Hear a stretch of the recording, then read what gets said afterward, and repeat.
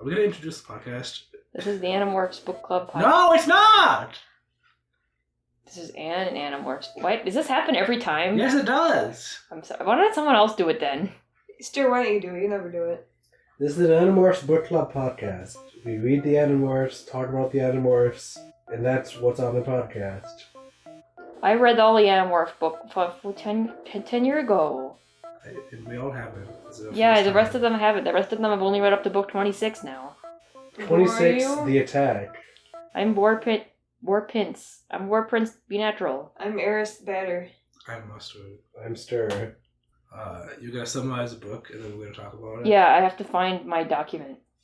Okay, so the prologue, Jake has a nightmare about a big red eye thing. He's been having these nightmares for like many days. He's been having these nightmares since book 6. Ever since the Yerk died out of his head in book 6. So then in chapter 1, they're all at school, and then the Elemist suddenly freezes time. He explains that there is a thing called Kryak, which is the Animorphs, which is like the Elemist but evil, and so he and the Kryak have have a contest. The Elemist wants to like keep make it so there are a bunch of sentient species in the universe, and the Kryak wants it so there's one sentient species in the universe that's stronger than all the other ones. So in order to decide part of this game that they have, the Elemist has set the Animorphs up to fight 6 of Kryak's creatures called the Howlers on this random planet somewhere, in order to save this whole planet from the Kryak just destroying it, or at least destroying all the sentient beings on it. So the Animorphs plus Eric agree to fight the 7 Howlers. Instantly, the Elemist teleports them to this planet called Iskord. There, they get a guide named Guide to guide them around the place. They walk around some, and then they get attacked by these Warmaker Guild Iskorts, but they easily beat them without even morphing, so they find out that these Iskorts aren't very tough on themselves. So then they finally encounter a single Howler, and they morph, and they fight, but the Howler is so strong that even with all of them morphed, and Eric there, Eric can't fight, but he can, like, save their lives and stuff, because Eric has been programmed not to do any violence. They still do it. They still have a tie, even with the 6 of them versus 1 Howler plus Eric helping them. Eric saves them and drags them to some room that Guide has set up for them. They decide to purchase all of the Howler memories that the Iskord are interested in, like buying memories. So they purchase all of the Howler memories that Iskord has, and then Eric projects them to the Animorphs. They learn that the Howlers kill endlessly simply because they were created to kill. Then the Howlers break into the room. The Animorphs morph into fly and fly away. Eventually they get back to Guide, who takes them to a building called the Servants Guild. He reveals that he is a Yort, or a Yerk, controlling an Isk. The Howlers then attack again and chase them through the city. Jake discovers that the Howlers aren't allowed to kill the Iskort, so he uses the Iskort to shield himself from the Howlers. And he manages to lure a Howler off the edge of a platform. There's a very cool chapter where Jake, as a falcon, dives after the Howler while it's falling for these tall buildings. He demorphs in midair, acquires it, and then morphs back to Falcon and survives. Tobias finds Jake down at the bottom of the planet, and they fly back up to where the other Animorphs are. And Jake, the next time they meet the Howlers, Jake morphs into a Howler, and he discovers that their instincts are like dolphin instincts, and that they're having fun killing everybody. They're not vicious killers, they're actually just having fun.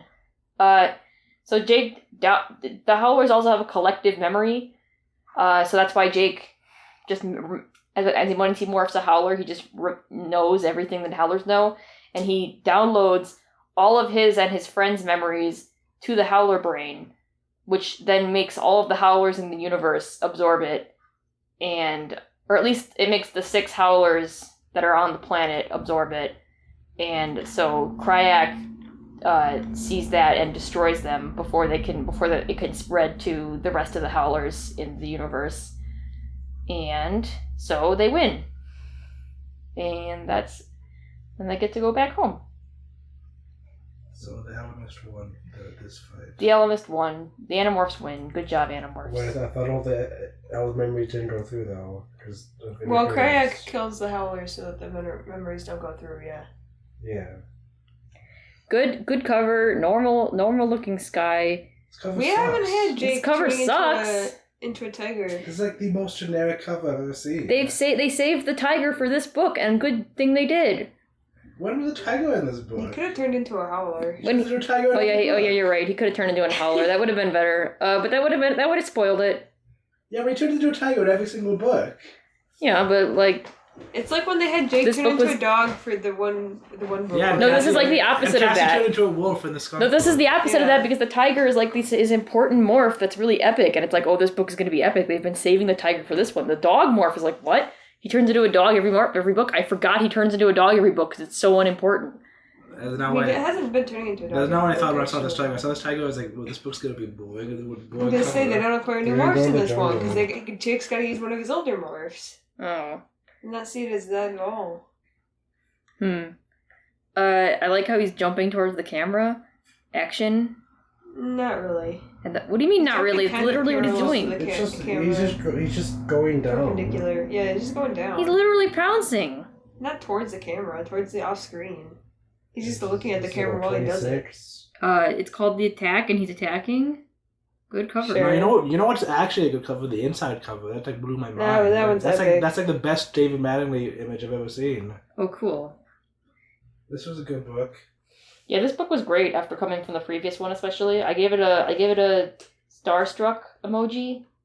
Starstruck would have been a good one, actually.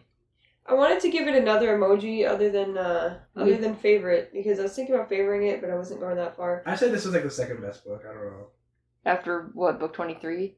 I'd say this is probably the second best. No, book 19 is the best. 23. Well, you gave Oh, book when they- 23 Well, star. I Changed his forgot mind book about 19. that. I forgot book 19 existed when I said that. Okay. This is better than 23. Yeah, it is. Yeah, I was seriously debating about making it my new favorite, but there was some things that are kind of stupid in this book that yeah, There were a few stupid things, I think. Were there? it kept her from being there. So the prologue was hype. The Yeah. prologue was so hype. I didn't realize it was a prologue because the computer reads the word prologue really fast, or maybe I just. I think the prologue was like the best part of the book because The prologue was probably the best. Well, Finally we didn't know who Mr. Eyeball Man Yeah, is. so okay. it's not. The relevant. problem is, I I am don't think impressed with you guys. the rest of the book lived up to what my expectations for Mr. Eyeball Man was. Yeah, so correct. that's why the prologue is better. but I am- learning about but it there was were still other really cool cool. moments. I think Yeah. learning about the eyeball was still I cool. am impressed with you guys for even remembering the eyeball because Yeah. It's if I because Mustard keeps bringing it up. I would have I totally was- forgotten about We've it. wanted to know about Yeah, Mr. Eyeball. so for anyone who 10 years. doesn't remember who's listening, in book 6, when which Jake, is a great book. which is a great Yeah. book, when Amazing when the book. Yerk and Jake's head died, he was suddenly teleported to this place with a big eyeball on top of it, like 1,000-foot tall structure or something that was like That's staring right. at him. Yeah. And we were like, is this God? What the heck is this? Like Yerk hell? It was weird. Do all Yerks who die experience this? Like, does every human who has a Yerk die inside them, every Hork-Bajir, everyone who has a Yerk die inside them, do they all experience this? Which, And this book kind of implies that they don't. yeah, Yeah, I wasn't sure what the I don't answer think they was. do. But then it's funny is the Elemist is introduced literally the next book. Yeah, so I thought it was the Elemist. And it is crazy to me that Kapplegate had that. I'm starring And then, this like- book. I had a star. And then like 20 books later, like literally 20 books later. Yeah, and literally she 20 explained books it. later. Stara secretly didn't She- realize until now that this book was about Mr. Eyeball Man. That's why he's starring it. It was also referenced in Annalite Chronicles, I think. I assume Was it? when the Elemist said like there was one greater than us who plays a dark game, Oh, yeah. and I don't know if that's referring to. Well, then they Yeah, said- it seems like Chronicle. Krayak. In this Yeah. book, they said there was another greater power, though. Yeah. Okay, so Alright, this book was kind of confusing. So Krayak was the guy who's running away from the greater power? Yes. Or was he the greater power? I think he's running away. He's the refugee. I know I didn't remember any that of was this. unclear. Yeah, so I had to write this down. well, okay, so what this book says is that Kayak, is that his name? I always pronounce it Kryak, but I you think guys can pronounce it Krayak, however you want. Krayak, whatever. Well, no, I was gonna say Krygor. That's not right. Okay. Warrior character. Yeah, I think it is. Oh. Kayak. His name is Walamist, which is Wa Elamist. It says he was kicked out of another galaxy by... Oh, they're all fourth dimensional beings, by the way. Well, like, maybe... I think they're more than fourth dimensional beings. Mm. I don't think it specifies Wait, what why would you dimension assume they're that? actually What do you from, mean? does it? Because they just seem like... They don't ever say that they're fourth dimensional beings. I They think just they say that literally they're... do in the Andalite Chronicles. They say that they're higher dimensional beings. No, I think they say fourth. In the Andalite Chronicles, there's like a hyper spiral created by the time matrix, and they're which is like... fourth dimension. No, they're like, this. It only works in higher dimensions, which when they say higher they dimensions... never specify which dimension. I assume that means higher than fourth, because if it was fourth, I assume they would just say fourth. That's just me. But it makes sense to me. Anyway, the whole chapter where we learn about Kryak is very hype for me, as a person who remembers. I remember Kryak. Oh, wait, I was So this is explaining... the book wait, I was that you explaining said what that it you says. remembered nothing from? No, that's the next book. Oh, okay. Although, actually, I have a pretty good idea of what happens in the next book, just from, like, remembering by process of elimination, I think. What happened? I'm pretty sure I have an idea of what happens in the next book, but I might be completely wrong. Anyway, this book, I remember this book. I'm pretty sure Cinnamon Bunza said this was their favorite main series book. Right. Which I Makes still don't sense. agree with, because I liked book 8 more. And I like... It's 8? That's the one where they finally free Elorin, and he's like, kill me, and then Fizzer 3 jumps in the river. Oh, with Axe. Yeah. The book where Axe is cool. And Axe is a jerk, too. Yeah. Anyway. Wait, I was explaining like what happened to Kryak, because it says like he was kicked out of another galaxy by beings even stronger than him. And he is about as strong as the Elamists, I think, in terms of like dimensional... They can Yeah. freaking teleport people and go travel time or whatever. Can I just read it? Well, no, I was just comparing Like- it to what the Andalite Chronicle says. Should I just read it out loud, so we all have an idea? Okay, sure. We watched the... But it wasn't to be that simple. Approximately 100 million Earth years ago, timeline, we became aware of a new force in the galaxy. Not a species, an individual. He was okay, so the Elamist might be a species and might be an individual, but Kryak is an individual. Oh, this is stuff that the Elamist is telling to the Yeah. Animorphs. He was a fugitive from another galaxy. Also, this kind of confirms that like everything in the Animorphs takes place in the same galaxy. Yeah, I it noticed does. that. That's like with the Elamists are from the same galaxy as Earth. Okay, that's interesting. Yeah. He was a fugitive from another galaxy, chased out of that galaxy by a power even greater than he, greater than me. I thought you were all-powerful, Rachel said. The Elamist smiled. No, I only seem so from your limited perspective. So yeah. So then when it says Andalite Chronicles, the Elamist tells Elfangor, there is another, older even than we, and he plays a dark game, Andalite. It is with him that we play, so hope that we win. And I think that's referring to Kryak, based on, like, it's a single person, based on how the Elamists are talking about it, and it's playing a dark game. But this book doesn't seem to imply that it's older and than the Elamists, but, I mean, maybe Kapplegate just didn't So have I think it could be figured either. out back then. I think it could be either. Because I don't think the species that kicked out Kryak is like playing a dark game. Like this is clearly he's playing a dark game with this Kryak. thing. Yeah. The basically like actual 4-dimensional chess. Yeah. Man, remember when like every book for like 5 books in a row started with someone dreaming and like we thought the dream would be significant? Mm-hmm. Well, this time it did. Finally, it's about time. It's not just someone dreaming about whales for no reason. Is the whale didn't come back? No, the whale's not going to come. What, do you think the whale is actually an alien? Maybe whale. It's probably a certain book. Oh, the whale was the power that was greater than Kryak, that chased Kryak out of the other galaxy. Oh, maybe. Come on, the whale book got a thumbs down. Yes. Despite having the whale in it. Despite having my favorite character besides the parents, the Oh, whale. stop it, the whale. Oh, we haven't I said this forget it yet. thumbs down the message. Wow. The previous book was the first Ghostwritten one, and this is the... So I've been wondering if Kapplegate was like, this is the last book Kapplegate will write for a little while. Yeah, I wonder if she was this like, one. oh crap, I forgot to put the big red eye, I forgot to explain the eyeball guy. Like before she hands off the series to all these randos. Yeah. Like I wonder if that's what this book is. Wait, so how many books is it before Kapplegate writes again? Like She's 6. very scattered between... She writes 32. She writes all the Chronicles and the Megamorphs. Yeah, and those like scattered. But she writes So- 32 and then she writes the last 2. Wait, she doesn't write the Alternomorphs, does she? No, I don't think. I'm pretty sure she does not. Should we explain what Kryak and... He wants a galaxy cleansed of creation. His goal is to destroy life. His method is to use one species against another, strong destroying weak, and then strong in turn being destroyed by the stronger still. He believes that there would only be one species, a single sentient race, which would be subjugated by him. And the Ellimist and Kayak have been like they had a big war, and then they're like, okay, it's not gonna work. It's too destructive. Because it destroyed a bunch of stars? Something like that. Yeah. So then they're just okay. We'll just play like 4D chess over millions of years. Yeah. Like But you'd think 100,000 that years. part of the galaxy being destroyed would help Crack, but whatever. No. Plot's got a plot.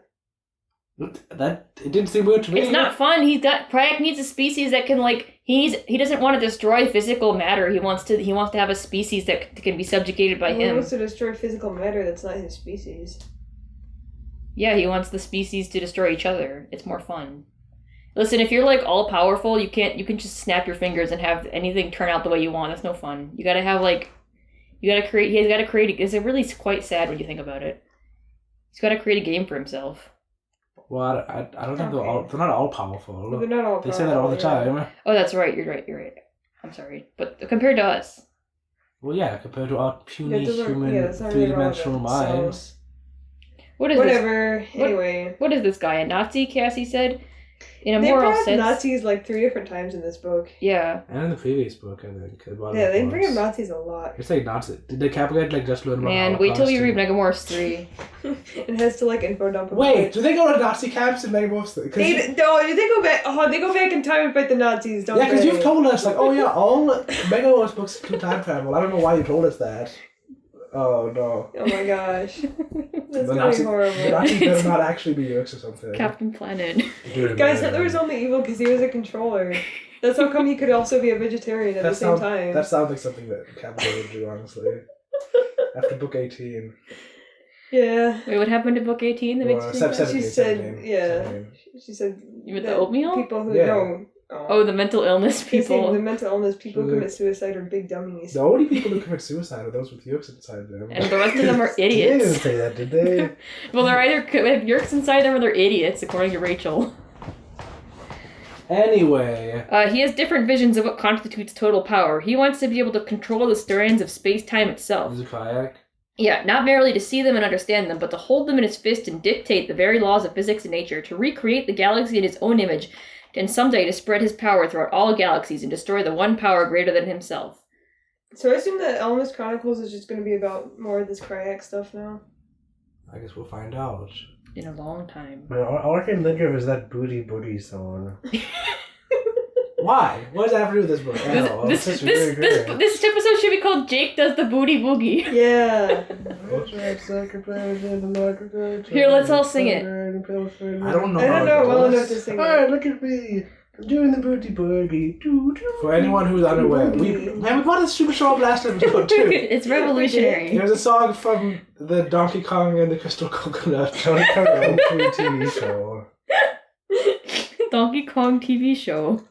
No, it was a feature-length movie. It was 4 episodes. If you ask me mother, she'll say, he's not so bad. When I left the house, I took everything she had. I took her Everything silver she had. and her gold and scuffed her wedding band. I even took her aprons and her copper pots and pans. Lying, looting, stealing is the reason I'm a pirate. Ransacking, pillaging, don't knock it till you try it. Plundering and pilfering, make up a healthy diet. Look at me, I'm doing the booty boogie.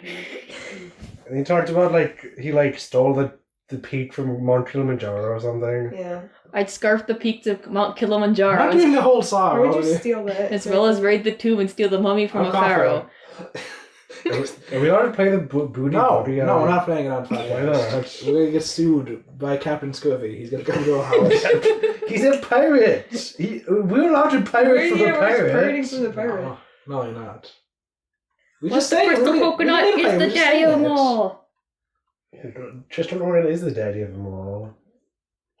Lying, looting, stealing is the reason we are pirates. Ransacking, pillaging, don't knock it till you try it. Plundering and pilfering, make up a healthy diet. Or look at us, we're doing the booty boogie. What a great movie. Boogie. Does he pronounce it booty? He's trying to say booty. He He's trying to does. say booty. What a great movie. I'm writing Jake Does the Booty Boogie in my title spreadsheet.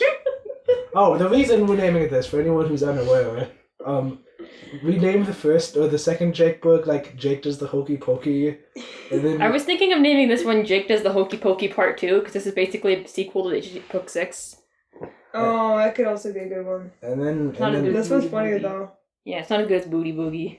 and then in book 11, I was like, hey, what if we? It was about like the book had Jake. Square okay, dancing. I was like, Yeah, it's great dancing. Jake does the hokey pokey. I was the only one not on board with the name. I did not like the name for the episode because it had nothing to do with the book. It was just on the cover. You said it looked like he was doing the hokey pokey, and it doesn't. It does! He's going like this! That's not what the hokey pokey is. I don't know the hokey pokey. What You I put do? your right arm in and you shake it all He about. put his left arm out like this.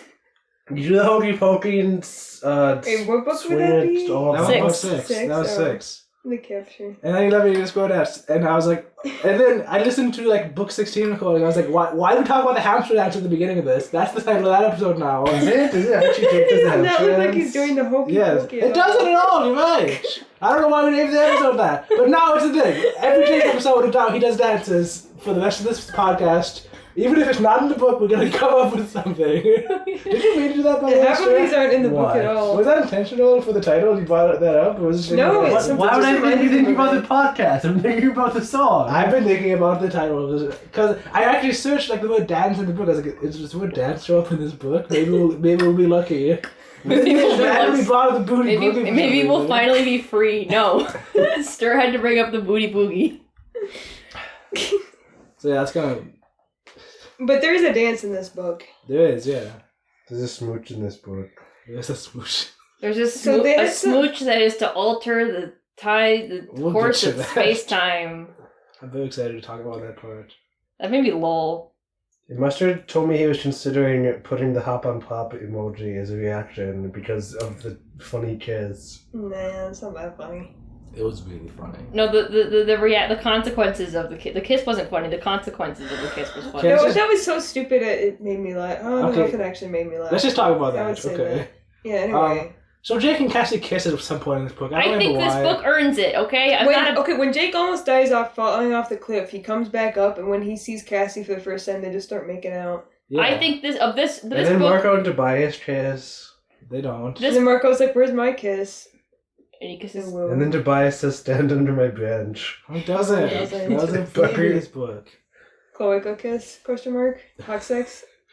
Jake Hot does sex. it. Jake does a comical kiss. Ew. It's a dance. It's not a dance. Jake does a mating dance. He doesn't. So then after that kiss, at the in the second to last chapter, So it's part of Jake's memories for when Yeah. the memories get transported to the Howlers. then when they win, he moves to Howler to see did any of the reason he did that is because he wanted to show the Howlers love, so they understand that you don't have to murder people. You mean the reason that he put put his the reason he put his memories into the Howler brain? Yeah, no, the kiss was not. That was before he had that plan. So then. And then he was like, okay, after they won, he moved into Howler to access the collective memory. And he was like, did any of my memories survive? And he's like, oh, there's one. There's me and Cassie kissing. And then, hang on, there was a... Sifting through the collective memory, through the unbroken chain of four, I caught a single fugitive image, like a few seconds of film. Just a picture of Cassie running to me, and her arms and lips, and I did both back to human. And when I had my own morph again, I said, "You were too late, Kayak. Something got through the Howler's collective memory." "What?" he demanded. "Love." And I just said, "What?" in all caps. This is so funny. Oh, where did I put So is that going to make a difference on the Howlers? Probably. Yeah, didn't Elemis literally say the Howlers are next time the Howlers So- have to. Oh, kill yes, he somebody? did! The Howlers were gonna kill someone, but then they decided to kiss him instead. Wait, that was the Elemis that said that, not like Marco? That was the Elemis. So that's The an element said, within 6 months, Kayak will send a Howler force to annihilate a race called the Sharf Den. Instead of slaughtering the Sharf Den, the Howlers will try something different, the Elemist winked. They will attempt to kiss them. Kayak will have lost his shock troops. Good job, Jake and Cassie. I guess I'll go back to the prologue. So the cool thing was he's been having nightmares of his eyeball, which he saw in book 6, but it kept saying the word soon, and I was like, whoa. Really? What do you It seemed really cliche to Soon me. was pretty. What? You don't like that? Just saying soon just seemed like way overly cliche. It should have just said It Jake's seemed fine to me. IP address and address. Yeah. Yeah. Should have said his last name. I just felt like this is gonna be a good book. Yo, we're gonna learn about the eyeball thing. Woo! That was my note on I that. like What if aliens the book was like book 18? Like it seemed like you were gonna do that, and suddenly they popped into another dimension where like they had to save a clown from the clown world. Which one is book 18? Why would you have to save a clown from Clown World? Because I'm just Where they're pandering to happy. mustard. You guys want to talk about chapter 1? Yeah. How does Marco twitch his ears in time to the music? What do you mean? How does he twitch his ears? How do humans twitch their ears? I can't do that. Some You've humans never can. seen someone who moves their ears? My grandpa can move his Okay, ears. I've seen people claim that they can do that, and then be like, watch, and then nothing happens. And then they move their chin, but that's like fake ear wiggling. yeah, Some people can wiggle their ears. I've never seen this. I thought Stu was gonna be the one freaking out over this. Like, what? People can wink? What? People can wiggle their wink. ears? What? If Jake can lift one eyebrow? That's crazy. Jake lore. Well, B National's about figuring out about it, yeah. Yeah, I'm it's gonna Because add- it's always bothered me when I was a kid, and people were like, hey, wiggle your ears. And I'm like, I can't do that! I'm not a dog! Can you like wiggle your toes individually? I'm putting that in Yes. the canon channel. You More can, people really? use. Like individual toe? Well, I don't know what you mean. I So you can do know, my you big just do toe. 4 in 1. My big toe individually. No, what are other ones? You can probably learn to do that like, if you just practice. Yeah, you probably could. That's not a skill I need. So, the real life Lion King stage show, you know, the one that's famous, comes to their town and performs in a middle school. I thought it was just some random thing. I thought it was like their school. thought it was It's a not their spring school play. troop. I thought it was like a local troop that was just doing I wasn't interested in which play it was. I kept forgetting. I was like, wait, why is Marco calling it the Lion King? And then it was, it's the oh my Lion King. gosh. Oh, were you not talking about... I was talking about Lion King with someone. I think it was everyone except you yesterday. I wasn't there. Why is that relevant? What? Just, it was in this book. And I was like, oh yeah, Lion King. I forgot how Lion King went. Maybe I should buy the Super Nintendo game and play it so I can remember how Lion King It goes. says the Lion King the stage show was in town. Is it? Is there I'm not familiar with any famous Lion King stage show. Okay. Oh, Jake described Axe, and he says he can leave you counting in base 5. I thought that was a fun line. Yeah, I thought that was funny too. I was like, wait, don't your fingers already come in 5? But I guess that meant that's supposed to base 10. Axe will cut off your hand. He loves to do that. Oh, that's what that meant. I thought it meant just he's like really smart and he like. Oh my counts gosh. differently. He'll like mind block you and make you so you count in base 5 now. Yeah, well, no, he'll just like Axe has he'll Vulcan just like tell powers you how to as count in established this like book. nude ways. No, Axe cutting off humans' hands is a big part of these series. I'm It glad really they is. finally accepted that. Also, Jake was describing the Elemist and said he was a figure from scary stories that Andalites tell. I don't think it's ever said that. It's always said like he's like a fairy tale creature. Whatever, same thing. No, it's not the same thing. It is to me. Fairy tales are scary to you? Have you heard That's of that? not that fairy tales are scary, but like fairy tales and scary stories are like basically they're like overlapping genres. Well, not to me. So I thought it's definitely never said he's from scary stories. I don't think. Why do you care about this stuff? It means Kapplegate is changing the elements to be just a fairy tale nonsense thing to a scary thing to the Andalites. That's 2 different things. Okay, but you think scary things never happen in fairy tales? He's like the big bad wolf, you know? No, yeah, but that wasn't implied before. It said he was this fairy tale creature. So like the fairy godmother? Sure, that's what I thought he was like. He's just a fairy tale nonsense creature. It never said he was scary to the Oh Andalites. yeah, Nonsense okay. So creature, imagine you hear that's about a Paul thing, Bunyan, yes. right? And then imagine someone just driving Paul Bunyan and say, "Oh yeah, Paul Bunyan from those scary stories." It would totally change the way you see him. Okay, but the thing is, the way I'm not thinking about this too hard is because Kapplegate never established like what role in the fairy tale the Elmist would have taken. Well, like, and now is he Little Red Riding Hood? And or now she is- did, though. Now she said he's from scary No. stories. Did she say he was the protagonist or the monster? There's only She one. didn't. What scary stories have multiple characters in them? There's like, oh, Little Red Riding Hood?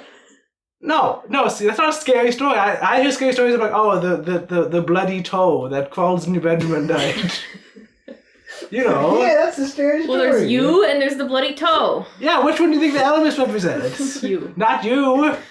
He's from 4th dimension. That's a scary story. Where'd you come up with it? The Elemist could totally turn into a bloody toe and crawl into your bed. Where'd you hear about the bloody toe? I don't know. Does some kid? This Really? is That's a real from thing? Wimpy Kid. No, some kid was like, oh, I worked at I went to McDonald's. I went to some restaurant and I found like a box of meat in the back and then I called it. I heard the next day I heard a voice calling up my stairs and said, "I want my bloody toe." I thought that was pretty scary. I think I've heard that story before. Yeah, I couldn't figure out where it is, where it's from. Hopefully it's not just a I local think it's just a thing. story that people tell, yeah. Hopefully it's not the kind of thing that would make internet hackers be able to track down our exact location just based on where it's told. Is it that strange stories to tell in the dark? I don't think, no, that's just the big toe. Oh, that might be the story I was thinking of, actually. It's probably just a mixture of a bunch of stories. Probably just thought of it on the spot. So Elemis says that the reason that Kryak shows himself to Jake is because in that moment Kryak saw you. He saw that I had made myself known to you, that I had touched you, and he knew Did we explain how the Elemis shows up? Yeah, no, he like makes the whole performance and everything pause around the Animorphs while they're in the auditorium. Yeah. And then Tobias and X just randomly show up. Yeah. But Eric isn't there? And then a girl named Beth stands up and is like, "Hi, I'm the Elemist." He specifically picked a girl because it was less threatening, and he was, I have a very humble request of you Last guys. time he picked a raccoon. What? In book 7, he was like a raccoon. Yeah. What? I don't remember that at all. Yeah. Like a raccoon just in Cassie's barn, just like phased through the cage. Okay. Man. It also said the reason that Jake saw the eyeball monster. It said because he passed through the barrier from death into life and was able to see where Kryak is hiding or something. When the Yeerk died in your brain, you peered across the line between life and death. You broke the dimensional hold that binds humans to things beyond themselves. And in that moment, Kryak saw you. He saw that I had made myself known to you, that I had touched you, and he knew that you must therefore play some part in my plans. So Jake saw Kryak both because he was in the Yeerk's head while the Yeerk was dying, and there's a line between life and death which is so profound that it breaks the dimensional hold that binds humans to things beyond themselves, whatever that means. And also the fact that Jake was part of Elemist's plan, even though in book 6 the Elemist hadn't even made himself known to Jake. That was the next book. Well, they time traveled, so. Yeah. So I assumed Jake was always part of the Elemist plan, even before book 7. What book number? Was that book 5? That was book 6. Man, this series is just great sometimes. There's only book 6 and all this crazy stuff happened. Yeah. How far does the TV show get? Do they keep following the book? Pretty sure it goes in a whole different plot line. It does random episodes. Man, I looked at the full list of ones that are. It seems like it's kind of an event. There's some of the Ghostwriters books that they turned into episodes for some reason. But then the Elemist turns into a bright light. That's kind of pretty. I like that. Yeah, I like the Elemist just being a bright light. I like seeing that generic god or whatever god appearance. So when you read that, did you turn your computer brightness all the way up to simulate what the people in the book were seeing? Did you? Did you turn off dark mode on your computer? No. I don't have dark mode on all the time like you. You don't? No. Also, apparently the threads of space-time are actual threads. Okay. What? Sure. What do you mean? Says who? Every time the Elemist says the threads of space-time, Jake says, "I saw what seemed like threads that could crawl back inside themselves, disappear and reappear, twist and ravel and braid in insane complication."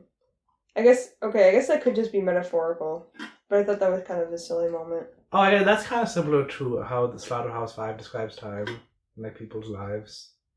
Oh yeah, no, in the Anime Chronicles, didn't it say they saw lines of time? Oh, now that I think about it, I think it did. And Tobias, in Tobias and Alfie goes crossing stuff or whatever. Yeah, that's kind of silly, I think. I thought it was kind of cool. You were also silly. What? Marco makes a joke about the Elemist.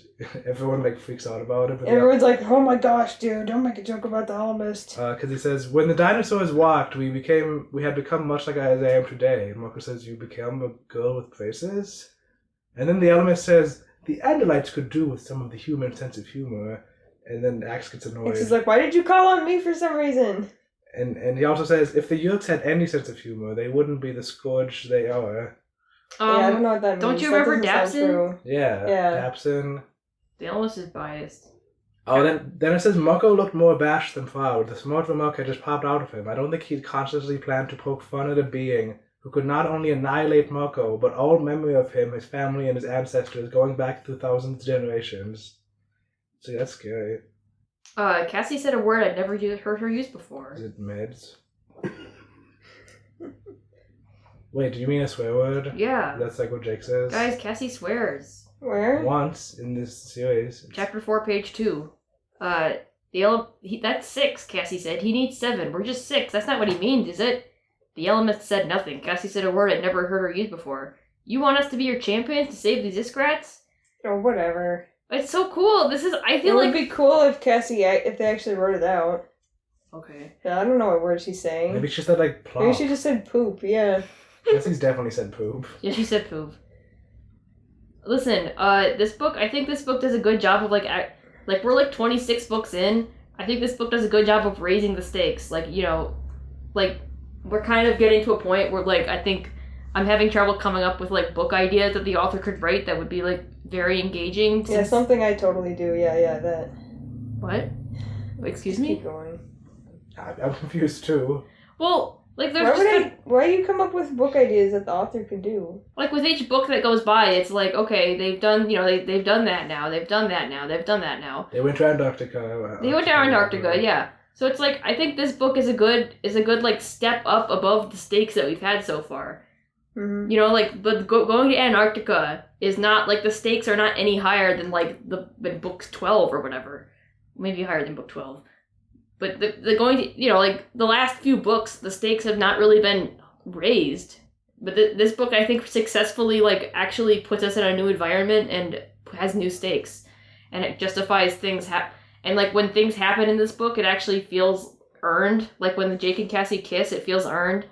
And, when Cassie says a swear word, it feels earned. None of the romance in this book seemed, annoying. There was only the kiss. That was, it. No, Well, I guess Cassie, There massages was Jake's more. back. It or wasn't. something. Yeah, it wasn't too bad. It wasn't debilitatingly cringe. Oh, we should say, what the stakes are exactly. Basically, the animals don't really know what they are.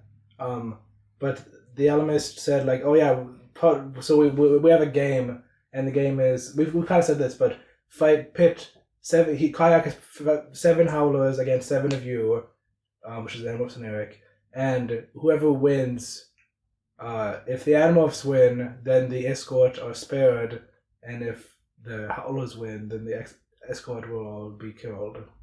Now it says the escort occupy a place that's important in space-time.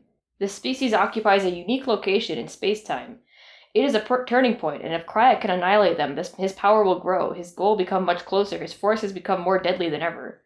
And we find out later that this choice actually has the chance to change what the Yerk's plan is going to be over the next 300 years. Yeah. Or 300 years from now.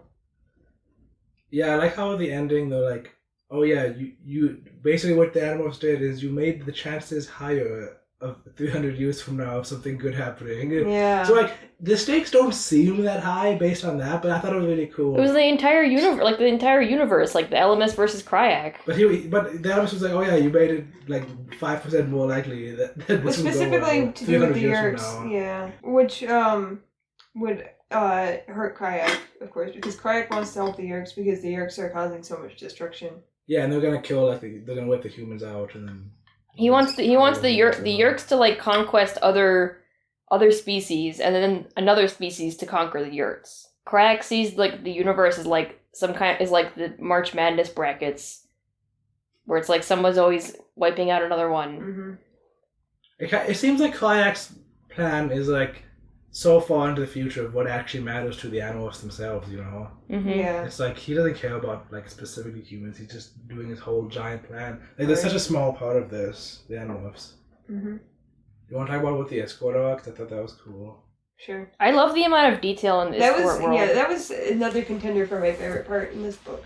That was when I was seriously thinking about favorite. Because in the same way you said oh yeah, this guy, they find out that guide is a Yerk. Escorts are basically Yerks. You didn't go so it's You really go all of the escorts are basically they call them Yorts. They think it's a distant relative of Yerks. But this place they're in is light years away from Earth and everything.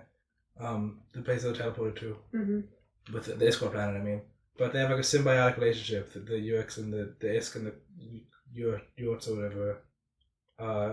And then Jake's oh yeah, because of this, if the Yeerks find this planet, they'll find out that there's another way. They don't have to like take over bodies. They can have like a symbiotic relationship. Oh, because they were like genetically engineered to be. Well, yeah, a they symbiotic genetically relationship. engineered the Isk bodies so that they can be in them, and they also genetically engineered themselves to not be able to live without the Isk, and vice versa. Yeah, they made like So- a completely symbiotic relationship. Which is really cool. There's just so Yeah. do that. I like how Axe was like as soon as he found out they were all Yeerks, he like got really mad and just like threatened to kill Mhm. the guide. Yeah. And it's like, come on.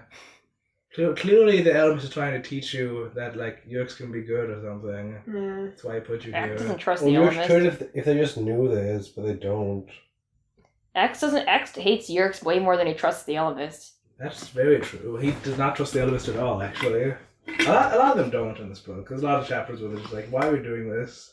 Yeah, Well, well, they hate the escort. yeah, I thought that was funny. Like, Rachel was like, why are we trying to save these guys again? They're annoying. Just let them all get genocided. Yeah. Classic Rachel. Oh, also, this book acknowledged that the Animorphs are aware that Elf and Ghost Tobias is dead.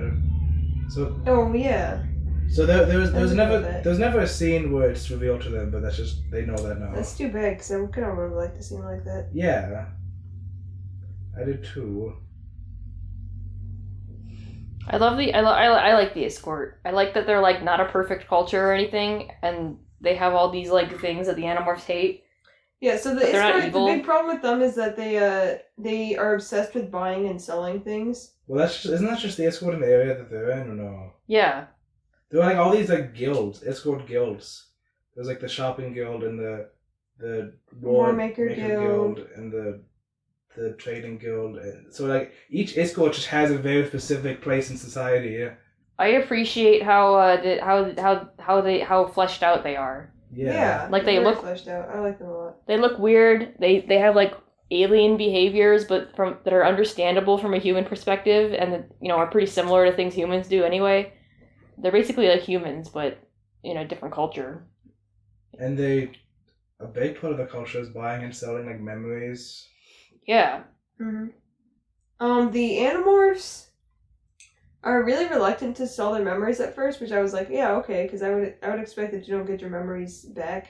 Yeah. But no, they just make a copy of them and sell them. So I'm like, why don't the Animorphs just do that immediately? Like, why do they have to? Then if the Yeerks find them out, then, I guess the guide could just run away from that. Yeah, and then if the Yeerks happen to find it, they'll know all the animals' memories. But they end up doing that anyway. Yeah, because they say like, Axe, how far away is this from the Yeerk Empire? And he's like, it would take them approximately 3 million years to get to. I don't know how long it was, but he said like basically like, oh yeah, by the time the Yeerks get here, they won't be able to get here until Earth and the Animal Planet are taken over already. So he's like, okay, so you have nothing to lose. Yeah. Selling their memories for help, and they put on like memory shows where the escort do this thing where they project memories, someone else's memories into you. Eric Oh. does that actually. And there's a bunch of parts where like specific escorts would be like when something cool's happening, they'd be like looking around trying to get memories so they can sell them later. Yeah. Mhm. I Like thought that Guide was is really like nice. Guide wants to stick with them because he's like, you guys are gonna make me really rich. Yeah. Because I'm From all seeing your all these memories. cool battles. Yeah. Like when Jake almost dies, he's like escorts just like watching, like gathering the memories. Did God get their memories? Yeah, he did at the end. Okay, so God's a rich boy. Guide is super rich by the end of this. Good for him. They're like, oh, we Good for made him. Guide the Bill Gates of the escort. Guide army. stuck his neck out so far for the Animorphs. What a Chad. Did he? Yeah, he's always like helping them out and stuff. For money. Did he? So Did he like put his? He never seemed like he was in that much danger throughout the book. that's He definitely was, definitely. How was he in danger? He was in danger, but it wasn't like out of love or anything like that. That doesn't matter. When was he in danger in the book? Like when the Howlers were attacking them through the walls, and he was like laying down in the corner, covering his ears and trying to watch. But Yeah. The Howler, part of the rules of the Howlers can't hurt the escort. I think I didn't know that at that point. they were like I don't shoving know. them out of the Did way. Actually, that's a good question. Did the escort know about that? I don't think so. Probably Because the not. Howlers haven't hurt them. Yeah, I but guess.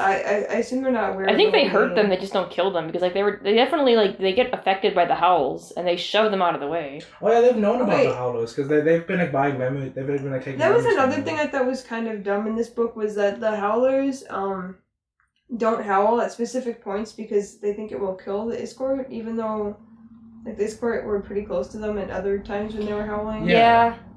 I thought that whole thing was kind of silly where Jake realizes that part of the rules of the Elemist and Kayak's game was that the Howlers aren't allowed to hurt the escort. But like the animals weren't told any rules like that. Why are only the Why Howlers? did the Elemist? Why are only the Howlers limited? You know. And it just seemed like it reminded me of like a cheesy like children's like movie or something where it's like, oh, we can use these. We can't, as long as we hide behind the escorts, we're safe. It's just like having like such like defined rules for a fight that seem arbitrary just seems very like silly to me. Like defined rules that they just like guess basically. I don't know. I disagree. I don't know. It just seems So part of this is that it was a silly loophole to me. the Elemist can't tell the Animorphs what the heck is going on ever. Yeah, it was Because he really just kind of dropped them off in there, and it seemed like, okay, well... Yeah. They literally said, okay, Elemist, we're ready, but can we have a few days to... And then they were there. Yeah. Also, Eric like didn't tell the And then animals Eric how waited fight the until the Howlers. Howlers were right in front of them to tell them what the Howlers did. Like, come on, dude. Yeah, he's like, oh, they howl and it paralyzes you. Duh. There's a sub-arc where Axe, like, runs away from the Howlers howling because his ears are bleeding.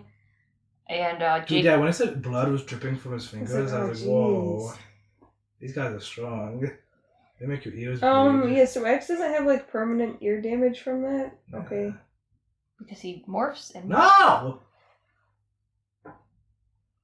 It's just Andalite's ears are. I've never heard it sound so loud that it made my ears bleed, but I always assume that's, like, because it's, like, puncturing my eardrum or something like that. Like, some irreparable damage is going on inside my ear for it to hemorrhage like that. Or Yeah. maybe that kind of thing just heals itself. Who knows? Within, like, a few hours. Or... He morphs. No, that doesn't work with it. They don't. I refuse to believe that anyone who morphs out of their default body Why? heals from it. Why? Because that'd just be Makes OP. sense. It doesn't make sense. There's a reason that Kapplegate never makes them take huge damage in their main bodies. It's because she doesn't want kids to be afraid. No, but the Elements don't have. Axe has never had his hand cut off. So there's just been no evidence that they would. This would be brought up. Here's if they your could do evidence. that. No, there isn't evidence. There's no evidence. It never said, oh yes, and then I morphed and my ears were healed. That has never been, not a single time in this whole series. There's evidence to the contrary, that it doesn't heal you. In book 13, when Rachel was like, oh yeah, just like when you morph in your morphed body, it healed your morphed body. She specifically said morphed bodies. Otherwise, Marco would have his force chin back, and he never mentioned that. Marco totally would have mentioned that. Okay. Did you ever listen to that episode recently? No. No? Because I was. That's just a very memorable moment. I'm like in the middle of recording that episode 19. In the middle of recording it. Of Yeah, editing we it. talked about that in episode 19. Yeah. Anyway, this book has the sub-arc of Axe running away. Yeah. And then he just refuses to, he kind of refuses to obey Jake and just wants to, put himself in danger to prove himself. He stands, he runs away and he's ashamed and he's stands in the corner and he's like, I'm gonna go talk to you Here's guys. what Google says. Ruptured eardrum. Yes. A perforated or ruptured eardrum can cause ear bleeding. The eardrum usually heals within 8 to 10 weeks. Well, it was 8 to 10 weeks later. I mean, there was, It doesn't say you can't hear dirt. Also, that's human ears, and let's probably heal faster. And it doesn't say you won't be able to hear forever. It just didn't bring up the fact that, Well, his ears stopped bleeding, presumably. Yeah, they stop. It doesn't say they bleed for 6 We weeks. don't even know if X hears from his ears. Okay. Why was Oh ears my be bleeding? gosh. Because hear from them. So it's funny, yeah. Okay, it is pretty funny, yeah. I mean, see, they should make X's ears bleed more. It's one of the funny. I always laugh when that happens. It's a joke, by the way. I wasn't quite sure. I was like, wait, that seems funny too? Okay. No, it's not funny when you're talking about Stir. I was joking too the whole time. I'm the Joker. I'm the Joker, baby. Just because I thought it was interesting, I took the quote about howlers from book 10, talking about because the howlers are the same species that killed Eric's The master, Penguins, yeah. the Penguins. The Peens. Yeah, I like when Eric's face, his hologram human face kind of flickers in and out when he sees the howler for the first time because he's getting triggered. Good moment. Eric has a character. Yeah, I like how he expresses emotion despite being an android, but in cool android ways. Yeah. It says, the Howlers came, this is from book 10, the Howlers came, they suddenly popped out of zero space, thousands of powerful ships, they had come from clear out of this galaxy. The Pemalites had no idea who they were, and they never found out what the Howlers wanted. The Howlers made no demands, they just attacked. Maybe that's all they wanted, to destroy. And that this book explains why they did that. Yeah, pretty that's well. cool. I thought it was cool that's you could call it foreshadowing. Maybe it's just but I thought it was cool. That lines up so well with this book. Yeah, it does. I like how Eric isn't a perfect character either, because Jake says Jake morphs into a howler, and then he realizes that apparently they're all children. Like, they don't have any mature phase. They live for 3 years, and they're constantly just feeling like they're playing when they kill things. And he asks Eric, who absorbed howler memories earlier in the book. He says, "Did you realize that they are children?" And Eric just says, "They slaughtered my creators." Yeah. Yeah, so Eric was presumably holding back information Yeah. so that. And he when he was showing them the footage, he didn't want to show them the footage of the Pemalites getting killed. Yeah, that was a good moment too. Good moment for Eric. No, I don't see why it matters that much that they don't realize what they're doing. Like, if someone's going on murdering everyone, you kind of want to stop them from doing that. Yeah, you do. Yeah, but you might not want to stop them through violent means. Yeah. Yeah, Jake has this thing where he feels at the end of the book he feels bad for the one howler he killed. Mm-hmm. Yeah. The last sentence of this book was pretty cool. Oh, it was dark. I forget what it was, but please read. It was very whoa, that's the last. Okay. Marco's always saying you choose how to see the world. That you can look at what's funny and cool, or you can focus on all the things that aren't. So I tried to follow Marco's advice. I tried to turn my dreams to Cassie.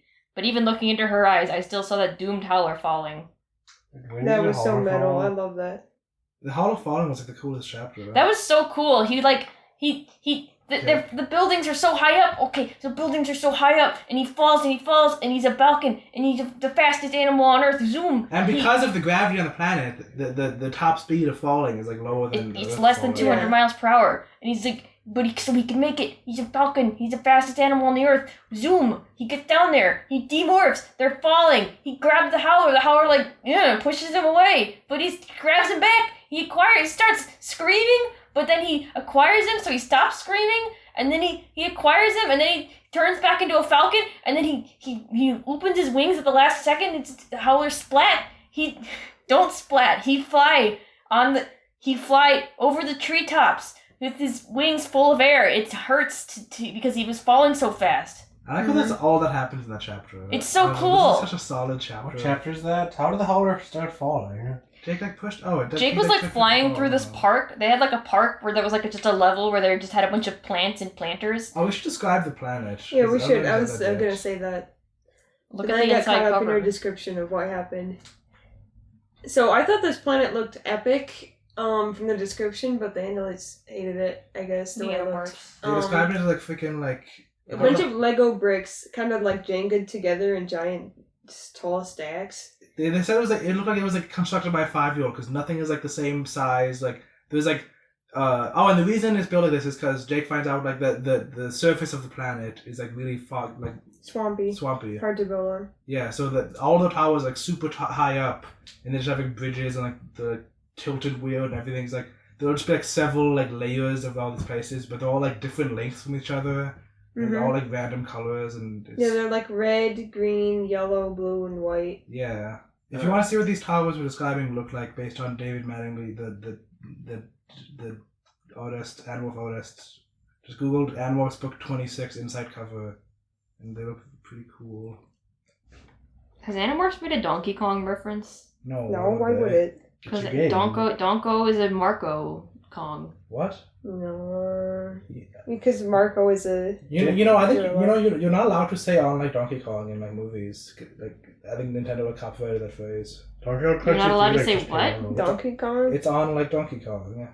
It's on Donkey Kong. Have you ever heard that phrase? No, I've never heard that. Because Nintendo copyrighted it, and now nobody cares about it. Nobody can say it. My gym teacher would say it. Yeah, I think they said. I think they did that recently. I've never heard of this. Yeah, I've never heard that phrase. It has so is it something from the 80s when the game Donkey Kong was just coming out? No. I don't know. It's just a phrase people have. It's on Wiktionary. Yeah, so it's there. I wonder if they would. I want Animorphs to reference Donkey Kong. It's on Donkey Kong, a brief history infographic. What? Someone wrote an article about this? Yeah. Apparently Ice Cube said it in a song in 1992. Anyway. Oh! There was a part.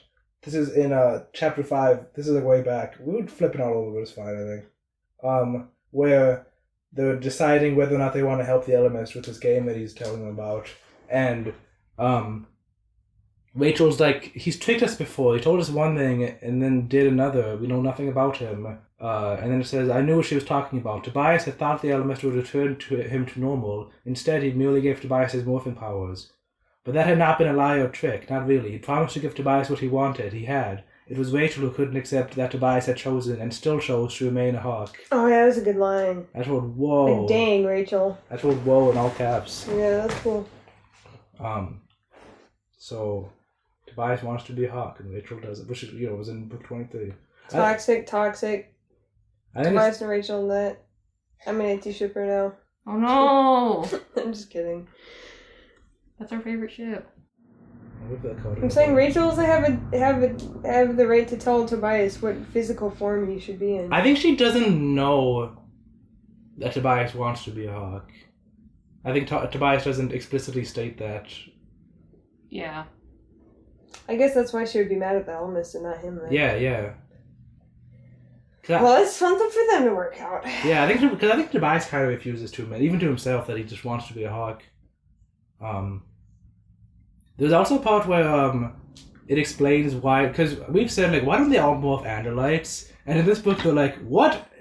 Someone says, like, oh, I'll morph into a gorilla and I could kick your butt, Axe. Like, Marco says that. So they believe that Andalites aren't as strong as some of their other morphs? Yeah, they believe that all the battle morphs are the best things that they can have. That's not really how I interpreted that, but okay. Sure. I'm like, yeah, another point in this book, I was like, why is Cassie still morphing to wolf when she has polar bear? Cassie's the only one who Wolf always seemed like the weakest of their battle morphs to me. I don't know why. Because everybody has a wolf, and yet only Cassie chooses to be a wolf. Yeah. It kind of implies that she has the kind worst of implies, one. Yeah. Yeah, thank you. But Cassie as a wolf is the only... Wait, how does that imply? They all choose to be different things.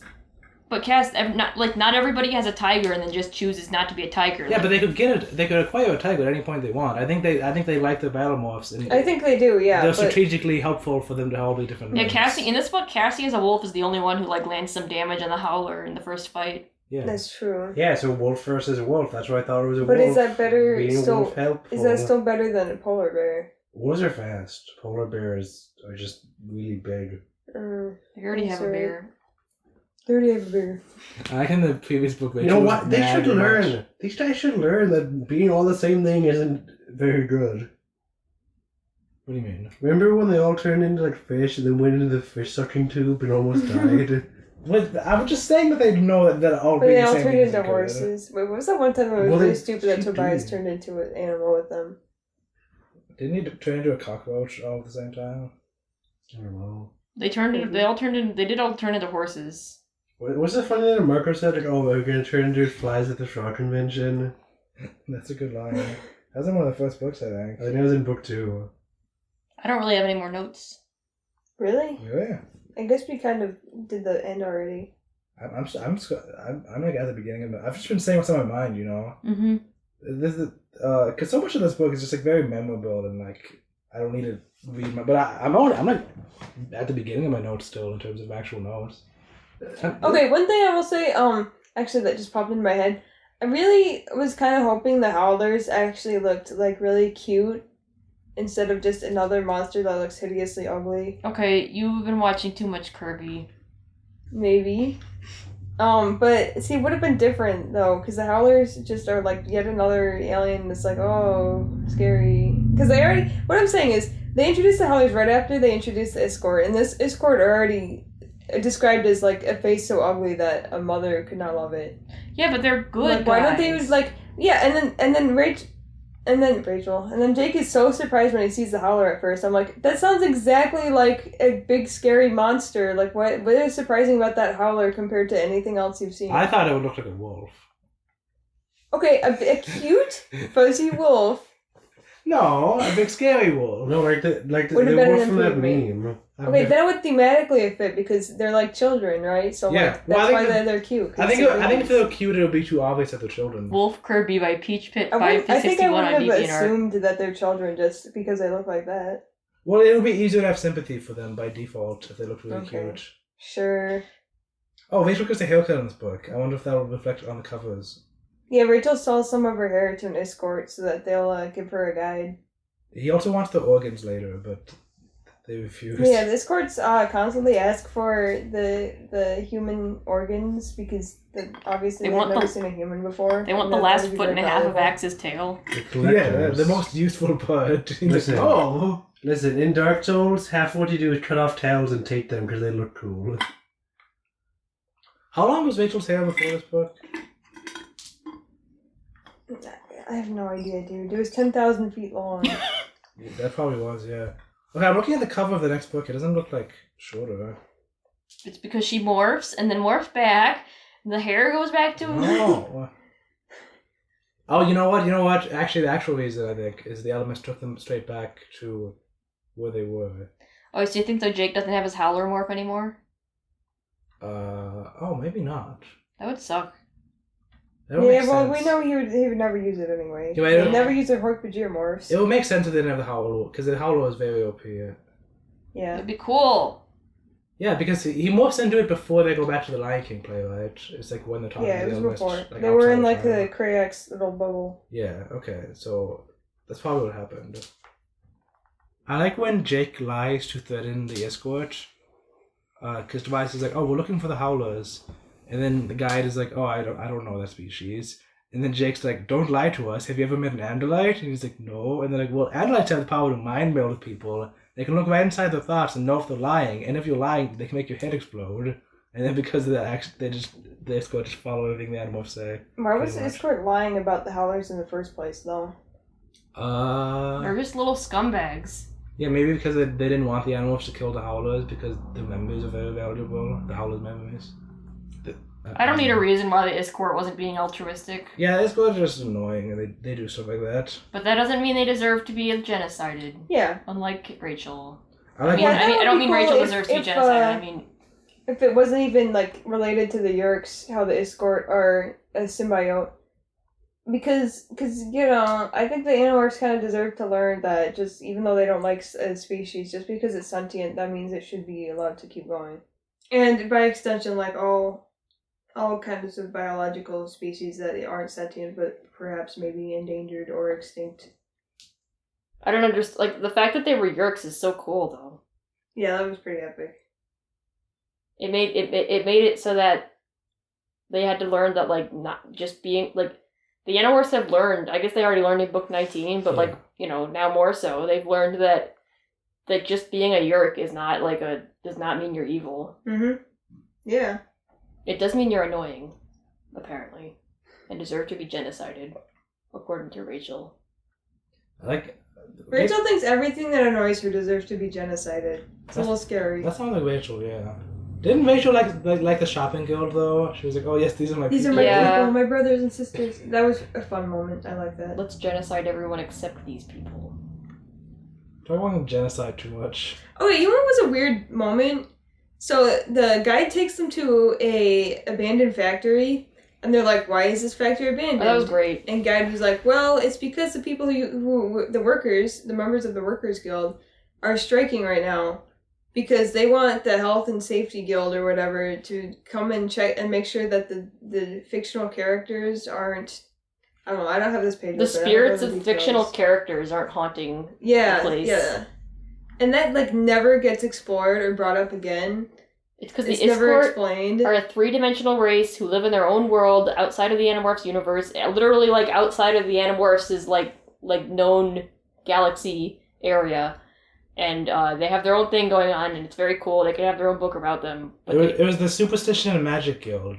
Had to certify that the place is free of spirits Yeah. of fictional characters. Yeah, so they have guilds for literally everything, even things that humans think are useless, like gossip and slander. And Oh, yeah. They have Warmaker Guild. Yeah. That's like They're Dauntless just belligerent. Yeah. That's just for no Dauntless reason. what's it called? Divergent? Yeah. They just cause trouble. Yeah, another thing that's cool is that there's like phenotypical differences between each of these different guilds. Because like the Warmakers are like bigger and have like horns poking out of their heads. I think the Workers have like longer arms or something like that. I like how part of the animals' plan at the end was like, they were like, oh, how can we alert the Howlers that we're in this location? And the guy's like, oh, just tell the Gossip Guild, and then word will get there. It's like that was cool. It's an interesting society. Cool use of that. Also, howlers can regenerate. That's something I wrote down. Yep, they can regenerate. They have a million different weapons. They've got guns that shoot little spiky things. They got Dracon beams. Another instance where a beamy shooty gun is referred to as a Dracon beam, despite it not actually being a Dracon beam. Oh yeah, presumably. right. It's definitely not a Dracon beam. Yeah.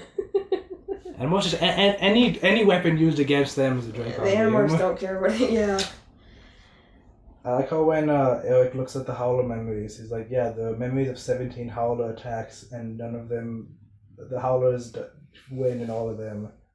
But then it's revealed like, oh, that's just because every time... Oh yeah, it's because Krayek keeps getting rid of the memories of defeat. Yeah. I don't understand that. Like, don't you think he'd want them? Yeah, so they could learn from their mistakes. Yeah. Well, no, I think then they might learn that killing isn't always good.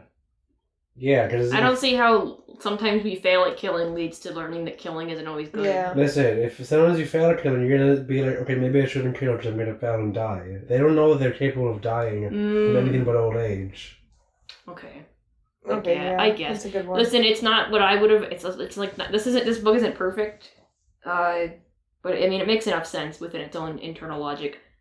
Yeah. Just like the kiss thing, that makes enough sense within its own internal logic. It's kind of dumb, but it didn't take me out of it. My next note's about Nazis. Sure, go ahead. Which I thought was interesting. They say just because a person is intelligent, that doesn't mean they can't be brutal and rotten and evil. I mean, there must have been some smart Nazis and some smart slave owners. And then Cassie says, yeah, but the Howlers aren't just individuals. We're talking about an entire species, an entire race being evil. That is impossible. We know that. Even the Yeerks aren't all one way. And then Jake says, maybe the Howlers are. I mean, maybe you have a race that's pure evil. And then Cassie says, they can't be, because that's what the Nazis and slave owners and people like that believe. You can't just take a whole race or whatever and say they're all this or that. That's never going to be true. It was a good message, yeah. I forgot about that part. Yeah.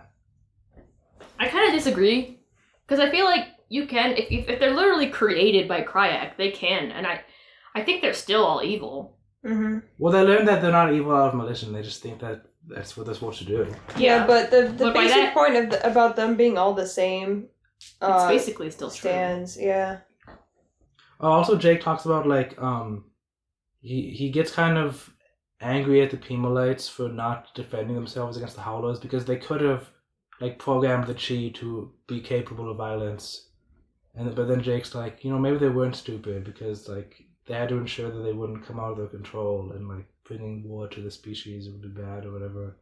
Right, that's part of how Jake figures out the puzzle, because Krayek specifically didn't create the Howlers to be like these merciless killing evil machines, because then they would have been like, he didn't create them to be angry, because then they that would have made them out of control with the killing. Mm-hmm. Which I guess making them have fun isn't really a solution to that problem. I don't know. And he Like, says they kept them more in control, apparently. He says an out-of-control howler would be a howler who felt remorse, pity, and kindness. That would be intolerable to Krayek. Man, I cannot say the name Krayek, like, correctly. Like, every time I say Krayek, I have to, like, think really hard of how it's pronounced. Really? Yeah. What do you think how does Just, like, different words that start with C. Wow. And also, like, there's a part where, like, Jake worries that his friends are dead, and, like, he's like, oh, I thought I was past the emotion. I thought I was over the feeling of hollowness I'd felt, imagining them all gone, but there they were, and that's when they smooch. Yeah, I was thinking they would all be like so depressed that Jake would be like, oh man, this is making me feel worse. But nope, it was a good moment for Jake. He was elated with happiness instead of being cold. Wow, what a surprise. Oh, and then when they're like, oh, Jake, do you have a plan? And he's like, oh yeah, I have a plan. And then Marco's like, oh, kiss him again, Cassie. It seems to help. Which I guess was it? That was a stupid joke. I don't like that. You're a stupid joke. That was the same as like when characters are like, you're a genius. Oh yeah, I'm a genius. Wait, I'm a genius? Why?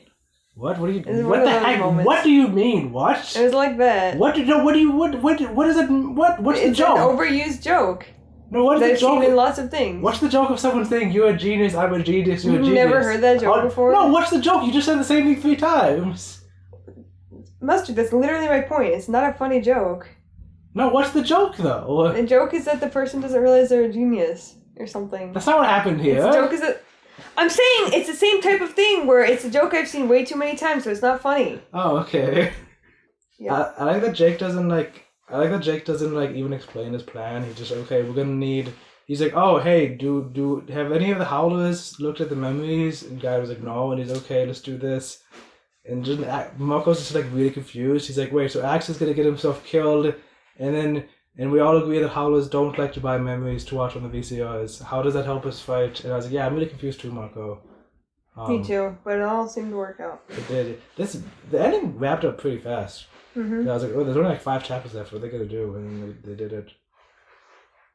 Another piece of escort world building I like is that they make everybody use the stairs all the time because while they do have elevators, they don't really like to use the elevators because they don't form good memories from being inside them. Yeah. Like they're really boring memories. I thought that was cool. They're like, oh yeah, what value of memories if they're inside of an elevator? So like, they don't want to do anything that won't like give them memories that they can sell. Which I was like, okay, that's definitely a subtle jab at like Americans always choosing to use the elevator instead of the stairs, but like it's based.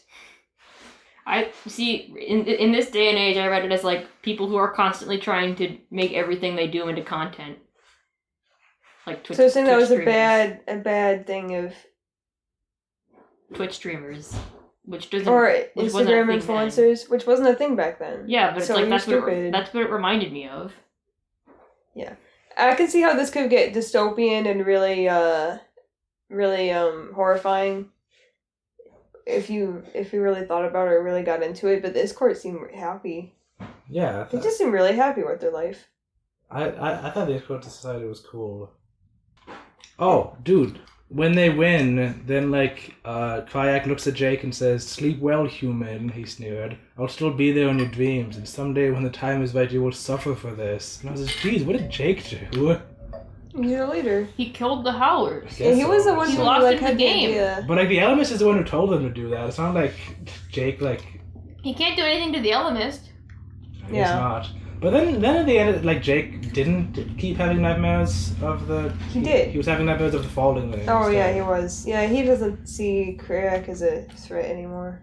Which is good. So do you think Craig's gonna come back? I hope he is. Probably. He's probably gonna be in the. I assume he's going to be in the Elemist Elemist Chronicles. Chronicles at least. I would assume it's about that. But I'd be totally fine with learning like just a totally unrelated story about the Elemist. You know. Yeah, I would too. Anything in the Elemist Chronicles would be pretty cool.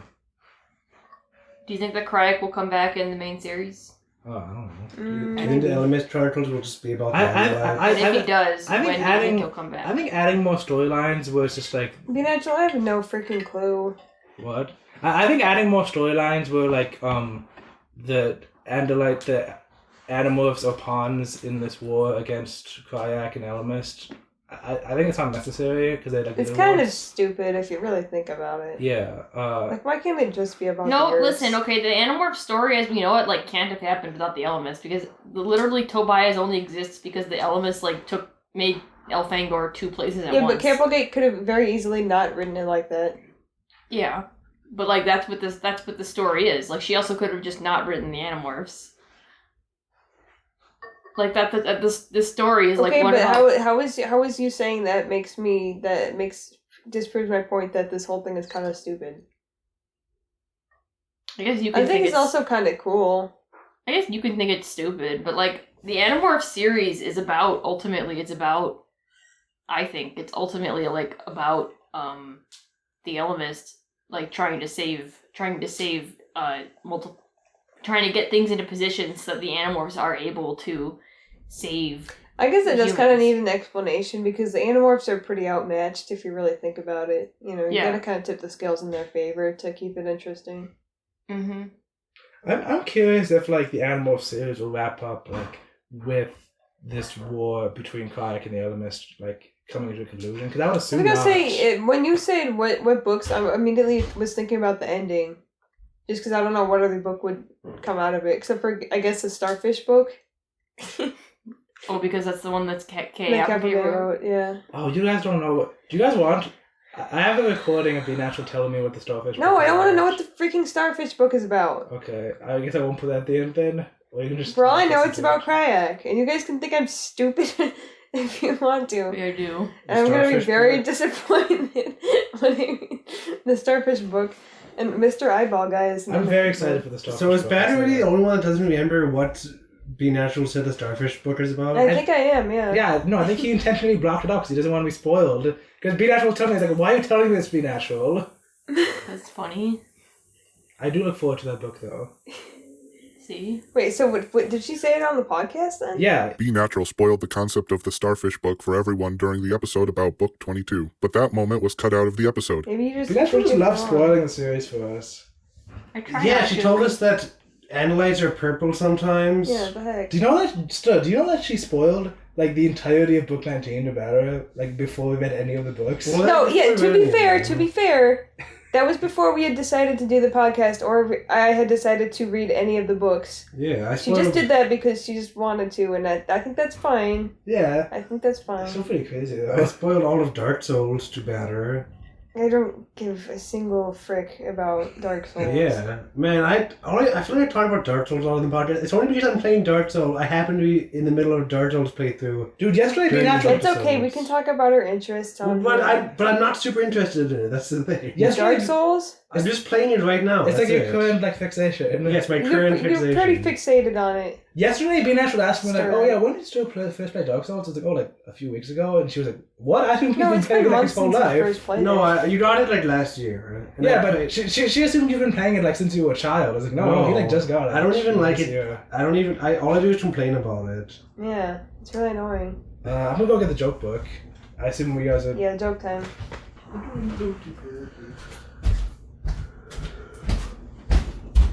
I know what the joke book I is. can't wait for that to be the title. For the what? Jake does the booty boogie. The booty booty booty boogie. boogie. Yeah. We're doing the booty boogie. Sign off. Be Natural. I'm better. I'm mustard. I'm stirred. Joke. Joke. No one? I Okay. gotta get my key ring. Oh, this is the name that I'm not sure how to pronounce it. Knock knock. Who's Who's there? Booty. Yvonne? Yolanda? Yolanda? Yvonne. Oh, Yvonne. What? Yvonne. Yvonne. Like Missy. Hang on. Is that how you spell Missy Yvonne from Pee-wee? Yes, it is. Yep. What? I had no idea that's Yvonne. Mm-hmm. Mind blown right now. Anyway, okay. Yvonne. Yvonne who? Ivana, go Ivanka eat Trump. dinner. Ivana, go eat dinner. Ivana, get in! Let me in! That's kind of close. Ivana borrow a bag of rice. What? And I'm a vampire. Please invite me in. What? That doesn't explain.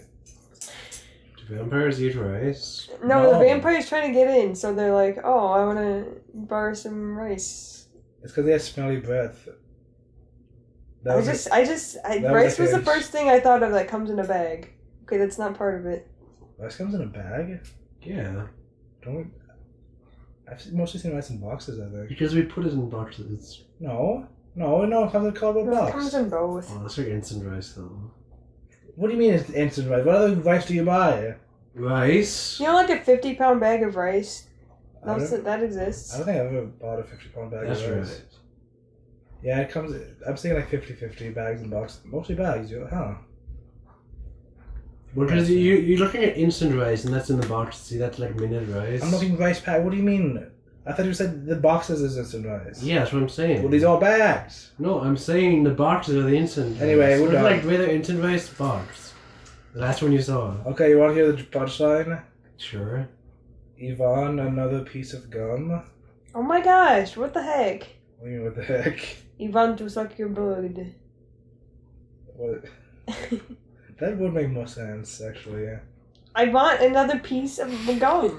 Give me. With a question mark. Dude, the next, That's a question mark? Yvonne, another piece of gum? That's from the joke. Oh, you want another piece of gum. You want another piece of gum, Yeah. Yvonne? The next joke is really good, guys. I'm excited to go there. Okay. In a month. It looks like it. You guys see that on the Boogie lyrics on Genius.com? Like every single heading is labeled with a bunch of exclamation points. No, I didn't The notice Booty that. Boogie, like, official website? No, just the Genius lyrics page. Chorus, 3 exclamation points. Verse 2, Captain Scurvy, exclamation point, exclamation point. All chorus, 5 exclamation points. They're really excited. I've never seen this. Mustard, have you seen this on Genius before? What, with the exclamation points in the... Yeah, so there's exclamation points in the like non-lyric stuff. I've never seen that, no. It's funny, yeah. Why is the Genius annotation just The annotation is just rewriting the lyrics. Yeah. Is it really? People on Genius suck, dude, except me. I just see they highlighted ransack and pillaging and they just wrote ransack and pillaging. Maybe they wanted to change it and then somebody just copied and pasted it in it. Don't knock it till you'll try it. They wrote he knocks again. Knocks again in all caps. In the video, does Captain Scurvy knock there? I don't think so. And then the green croc says, I'm not going to pronounce that because it's French. And the annotation says, this is a French slang. I think it just doesn't even means... say what it means. I think it just means like... Well, we means yes, but I don't know what my M-A-I-S. This is a French slang. They should not say the artist is Captain Scurvy. Like, Captain Scurvy has an artist page on Genius. Google says... That's not who sings this song. I kind of want to, like, I feel like I should fix this, but I don't want to. It's really funny. Why not? Because it's funny how it is. No. Okay, Google Like, translate. the chorus, why is these... I could, like, make these closer to each other at least, but... Google says that French word means, like, it's basically a conjunction. Hey Stir, can you sing can you sing Pirate Scorn? Or when I was a young lad, my father said to me, it says lend an ear and learn some pirate history. Once some fearsome pirate ruled the 7 seas. He was your great Quint Scurvy. The Genius credits on the song are awful. It says written by various artists and then covered by unnamed band, which is not a band. What is it being covered by? Well, the Pirate Scorn was covered by. The Pirate Scorn was covered. Yeah, but it wouldn't just say unnamed band. Who, like, why wouldn't you, like, link to the cover? I hate Genius sometimes.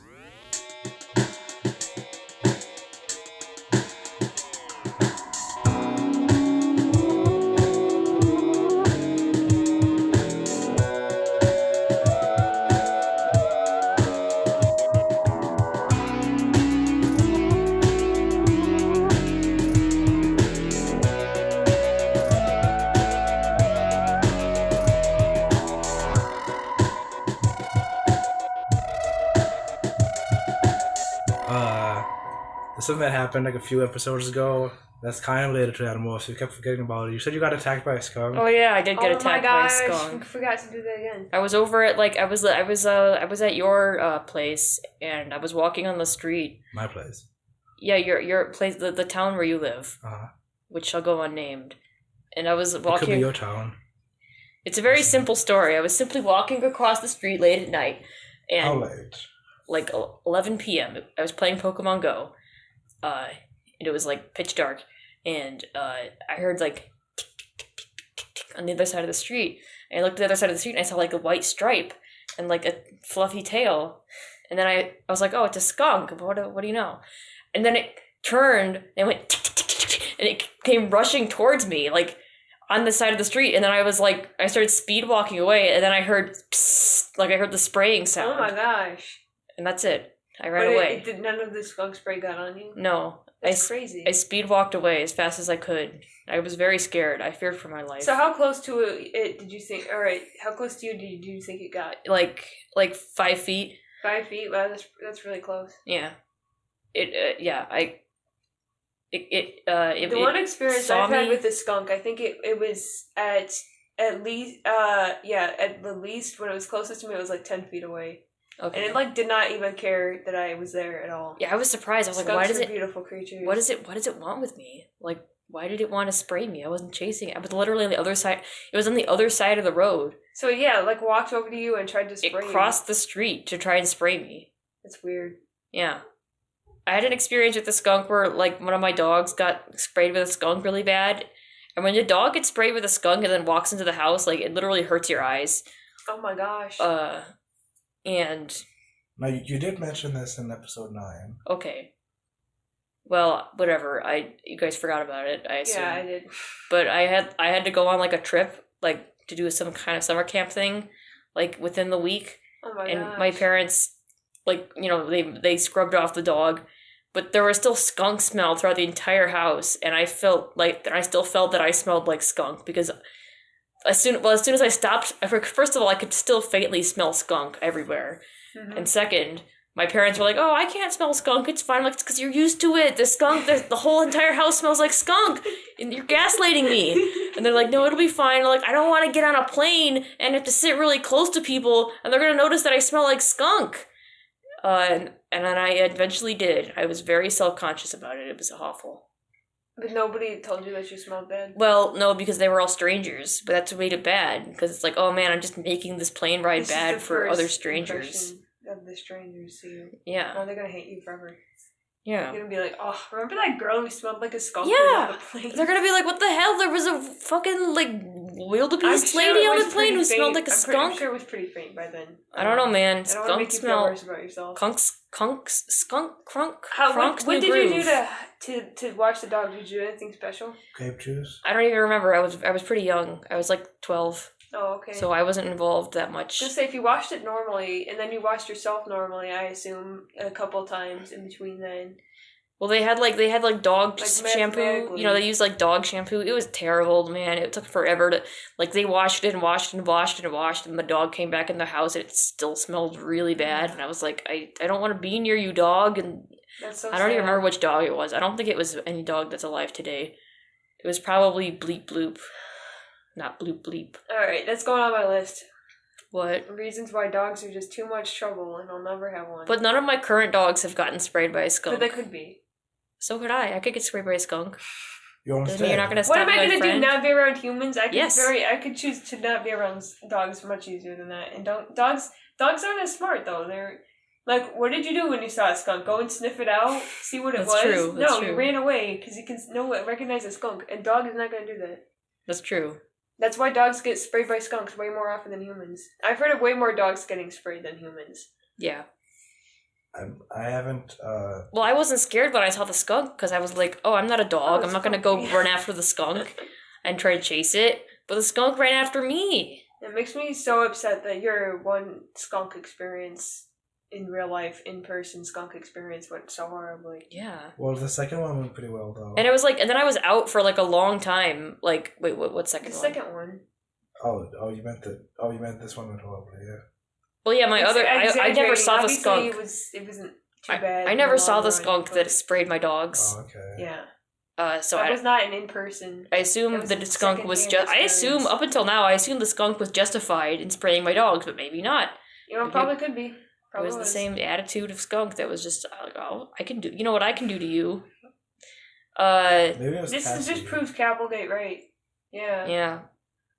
Maybe it was Cassie. She was like teaching me. Cassie saw that you were sharing Cassie the just secrets assumed that of you're the a animals controller. to the internet.